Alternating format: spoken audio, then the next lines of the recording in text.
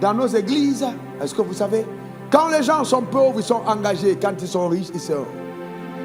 Vous n'avez pas observé? Non, mais attendez, disons-nous la vérité. Et c'est pendant un mois de reprogrammer tes pensées, de ne pas faire allusion à toi-même et de dire, Seigneur, je veux voir ta gloire. Pour toi, pas pour moi. Et tu vas voir ce qui va se passer. Donc ne vous trompez pas. Le chemin du salut est un chemin douloureux. On doit porter sa croix. Maintenant, demande à ton voisin, quelle est la tienne? Quelle est la raison pour laquelle tu es sur la terre? Lève ta main vers le ciel et dis, Seigneur, aide-moi, je veux marcher avec toi.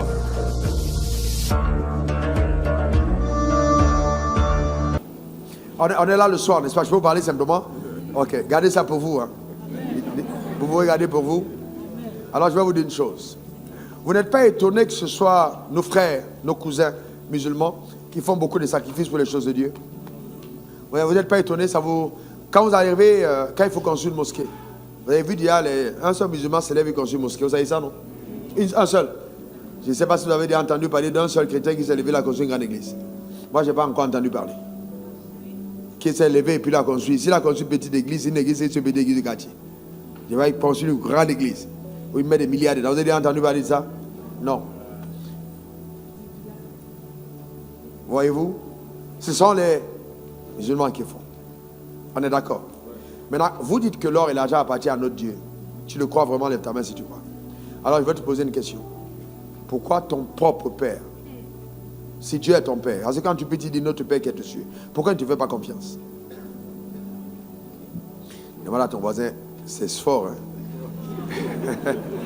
Non, je te pose une question. Tu comprends ce que je veux dire? C'est censé, parce qu'à l'église, il ne faut pas vous laisser berner. Hein. Il faut vous donner le temps de poser les questions tout à l'heure, quand on va revenir, après le temps du révérend courant.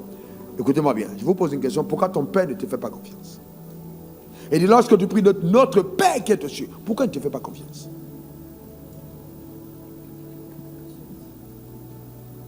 Vous savez, deuxième chose, si un homme entre avec un fusil dans une église et il dit, toutes les personnes qui ne réunissent pas Jésus, je vous tue. Je ne suis pas sûr. Je ne suis pas très sûr de combien vont dire, je préfère la mort. Je ne suis pas sûr. Hein? Mais, de l'autre côté, les gars prennent eux-mêmes des bombes, ils mettent sur eux, et ils disent, au nom de Allah, boum! Et ils meurent. Parce qu'ils disent, on ne peut pas profaner le nom de notre Dieu. Et ils meurent pour ça. On est d'accord? Je vous pose une question. Entre vous, nous et eux, qui croit en l'au-delà? Non, je vous pose une question. Entre nous là, qui croit à l'au-delà? Qui croit que l'au-delà existe? Qui croit? Non, attendez. Le gars se tue lui-même. Homme comme femme, kamikaze, boum. Il se tue. Et puis crie, il se tue. Il meurt au nom de son Dieu. Entre eux et nous là. Réveillons encore. Non, non, il faut, vous savez, réfléchissons entre eux là. Qui croit que l'au-delà existe? Non, celui qui... Attends. Il croit en l'au-delà. Bon, ok, très bien. Est-ce que vous savez qu'il y a beaucoup de chrétiens, on met le fusil à terre, on dit réunis Jésus, tu réunis pas, on tire. Il y a beaucoup qui vont dire je ne réunis pas. Ils ne sont pas nombreux. Alors qu'en fait, nous en tant que croyants, révérend Denis, assieds-toi. Nous, notre baptême, c'est un baptême symbolisé par la mort. C'est-à-dire, on est sur la terre, mais on est déjà mort. On est déjà mort. Alors, tout ce qu'on a, si tu prends quelque chose, tu dors mort. Tu dis, le mort n'a plus, il n'y a plus d'effet. Il est déjà mort. Donc nous sommes sur la terre comme des revenants, des survivants, des gens qui sont ressuscités en Christ. Donc nous ne vivons plus pour nos intérêts, mais pour ceux de Christ. Donc nous sommes supposés accepter de mourir pour Christ. Sur la terre des hommes, pour témoigner de sa vie. Par notre mort, nous devons témoigner de sa vie. Mais nous vivons pour refuter sa mort. C'est-à-dire, nous vivons, nous choisissons de vivre pour nous-mêmes. Nous-mêmes, je veux ma maison, je veux ma voiture, je veux ma femme, je veux mes enfants, je veux ci, je veux ça, Jésus. Donne-moi pour moi-même. Mais pour Christ, là, est-ce que c'est vraiment pour Christ? C'est honteux, hein? Sérieusement, c'est très honteux. Moi, je trouve que ce n'est pas... Il y a quelque chose qui ne va pas. Vous comprenez? Dans nos églises, est-ce que vous savez, quand les gens sont pauvres, ils sont engagés. Quand ils sont riches, ils sont... Vous n'avez pas observé? Non, mais attendez, disons-nous la vérité. Quand ils sont pauvres, non, je n'ai pas dit au terme d'affaires, il dit généralement. Ici, les riches sont engagés. Maintenant, je dis, quand ils sont pauvres, ils sont engagés. Ils viennent à la prière, ils font tout ça, mais dès qu'ils commencent à gagner de l'argent, observez-vous, ils deviennent comment? Hein? Ils n'ont plus le temps. Ils combattent le pasteur. Ils organisent des rébellions. Quand le pasteur dit un mot, ils ont déjà dit 3.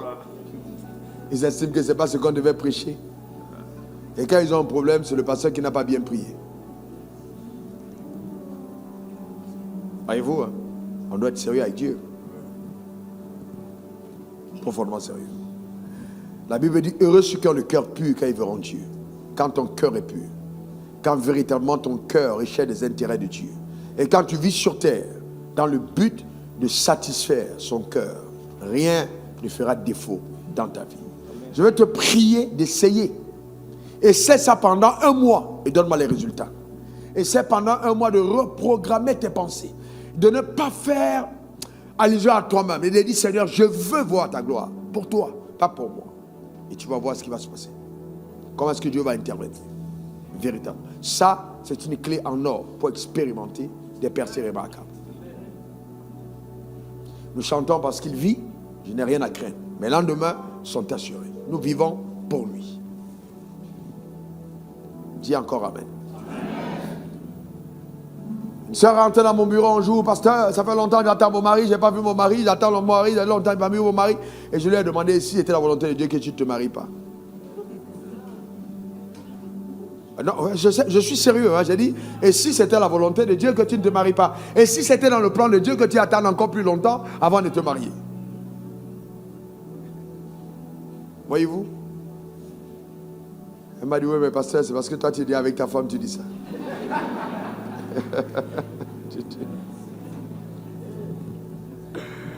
Vous comprenez ce que je veux dire? Nous devons apprendre à payer un prix pour le Seigneur. C'est dans nos assemblées. Vous voyez, vous êtes une femme, vous avez déjà été mariée, votre mari est peut-être décédé, vous êtes jeune, vous avez 50 ans, 52 ans, 55 ans. Dieu peut vous dire, donne-moi le reste de tes jours, ne te marie plus. Deviens une intercesseuse pour tes enfants. Et si tu n'écoutes pas la voix, tes enfants vont aller dans tous les sens. Parce que Dieu a dit, le reste de tes jours, je veux que tu pries pour eux. C'est ton appel. Que tu sois à l'église comme intercesseur. Mais au lieu d'intercéder, tu es en train de chercher Marie. Le chemin de Dieu. La Bible dit, si quelqu'un veut venir après moi, il renonce à lui-même et se charge chaque jour de sa croix et suit me suivre. Quand ne vous trompez pas, le chemin du salut est un chemin douloureux. On doit porter sa croix. Maintenant, demande à ton voisin, quelle est la tienne? Alors, écoutez, il y a une croix à porter. Hein? Il y a une croix à porter. Hein, mon gars? Qu'est-ce que j'ai dit? C'est ça, c'est parlant, n'est-ce pas? Il y a une croix à porter. L'évangile, vous ne pouvez pas faire l'évangile sans croix, les gars. Impossible. Il y a une croix à porter. Et Dieu peut te parler de ta croix. Zacharie était vieux.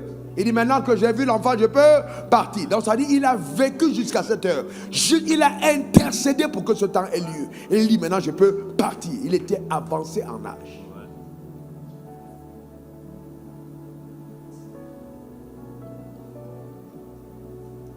Quelle est la raison pour laquelle tu es sur la terre? Lève ta main vers le ciel et dis, Seigneur, aide-moi, je veux marcher avec toi. Tiens-toi debout, lève, Seigneur, aide-moi, je veux marcher avec toi. Et commence à prier, dis, Seigneur, je veux faire ta volonté sur la terre des hommes. Aide-moi, Seigneur, de tout mon cœur, je voudrais marcher avec toi, je veux vraiment marcher avec toi.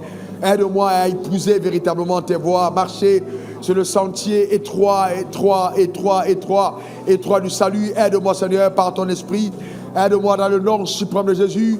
Élève ta voix, parle à Dieu, Seigneur, aide-moi à faire ta volonté, aide-moi dans le nom suprême de Jésus. Aide-moi, mon Père, aide-moi, mon Dieu. Alléluia. Au nom suprême de Jésus, aide-moi, mon Père, aide-moi à faire ta volonté sur la terre des hommes, à payer le prix. Tu as dit, si quelqu'un veut venir après moi, qui se réjouisse, qui veut venir après moi, qui renonce à lui-même, qu'il se charge chaque jour de sa croix et qu'il me suive.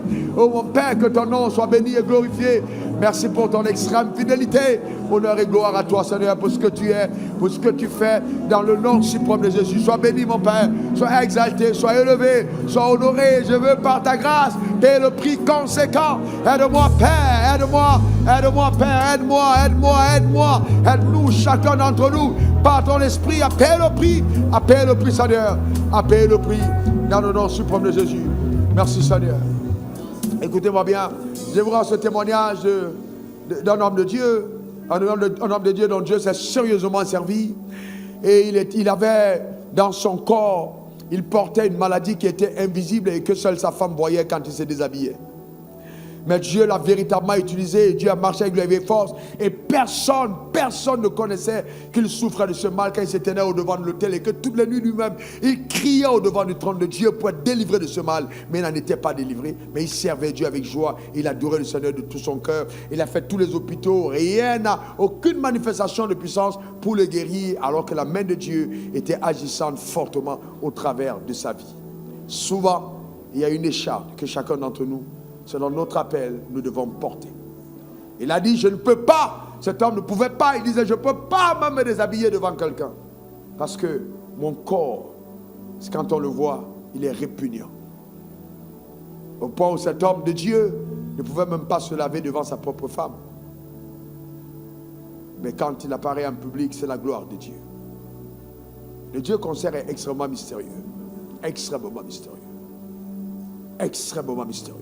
Donc, quel que soit ce que tu as comme défi, il faut apprendre à servir l'Éternel avec joie. Quel que soit ce que tu portes comme écharde, tu as prié que cela te soit ôté, mais cela n'a pas été ôté. Ce n'est pas assez pour ôter ta joie. Continue de le servir avec passion, de tout ton aide, avec ton cœur. Serre-le. Peut-être même que les gens te regardent et te critiquent, les gens murmurent, mais serre-le. Je connais un autre homme de Dieu dont mon père spirituel m'a parlé et que j'ai eu le privilège de voir. Dieu l'utilisait puissamment, mais il était aveugle. Et mon père spirituel m'a dit, tu as vu cet homme, il est aveugle. J'ai dit quoi? Il m'a dit oui, il est aveugle. Et puis après, j'ai eu le temps de voir, il est aveugle, vraiment le conduit aveugle. Mais vous ne pouvez pas imaginer le type de miracle qui s'opère par sa vie. Il était aveugle. Aveugle, mais utilisé par Dieu. Et donc, ce jour, je me suis dit, Dieu seul sait. Si ses yeux étaient ouverts, on ne sait pas ce qui serait passé. On ne sait pas ce qui serait passé. Peut-être qu'il serait tombé dans tellement de scandales que Dieu a dit, c'est moi aveugle. Autant tu ne me vois pas, mais tu me sers. Donc mieux vaut avoir perdu ses deux yeux et gagner le ciel que d'en avoir et gagner l'enfer.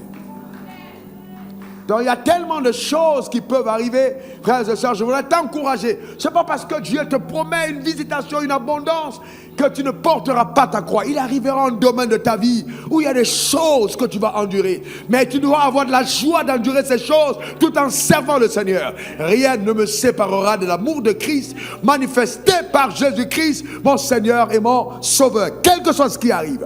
Seigneur, je suis prêt simplement à dire, me voici. J'ai fait ta volonté. Vous ne pouvez pas imaginer, frère, chaque jour qui passe est une rédemption. Chaque jour qui passe est un don. Le fait de se lever le matin, c'est une grâce. Et donc nous devons 24 heures durant avoir le privilège de se donner 24 heures pour que le parfum de sa connaissance se répande sur la terre des hommes. Voilà la raison pour laquelle nous devons vivre. Vous comprenez ça? Frère, nous devons vivre. Et je vais vous dire encore de tout mon cœur que gagner de l'argent n'est pas réussir sa vie. Se marier n'est pas une preuve que Dieu est avec nous. Construire une maison ne veut pas dire que non, ça ne veut rien dire. Les trafiquants de drogue le font, les prostituées se marient. Eh bien, ça ne veut rien dire du tout. Vous savez, il y a des choses incroyables qui valent plus que toutes ces choses-là. Amen. Christ en nous. La joie du salut. La joie du salut. Je ne sais pas quelle est la dernière fois où tu as entendu un chant et que tu as pleuré dans sa présence. Pas parce qu'il t'a béni, mais parce qu'il t'a sauvé. Pleurer de l'avoir connu de joie. Je ne sais pas quelle est la dernière fois où cela est arrivé, où tu as entendu fredonner une chanson, et puis tu es resté là calme, et transporté dans les effluves de sa gloire. Il n'y a rien de tel que de servir aux intérêts d'un grand Dieu. Que Dieu bénisse ton âme et lève ta voix, prie le Seigneur.